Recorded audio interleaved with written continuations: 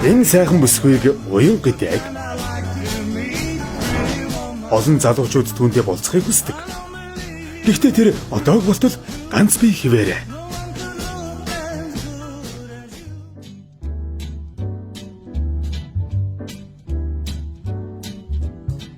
Ямар ч сайхан залууг тоодоггүй бардам зантай уянга нэг өдөр нэгэн онцгой залууг олж харсан юм. Is for the only one I see. V is very Ингээд тэд удаан хугацаанд чаталж танилцсан эцэст уулзахаар боллоо. Хэнийг ч тоодоггүй уянга энэ удаад өөр байх чинь тэр ингээд найз залуутай болж байгаа юм баг та. Love is more than just a game for two. Ямар соёлгүй залуу вэ? Шүлс шингэн хуг хаягдал вирус тараагчдгийг мэддгүй юм баг та. Арай таны эргэн тойронд ч бас ийм хүн таарч байсан юм биш үү?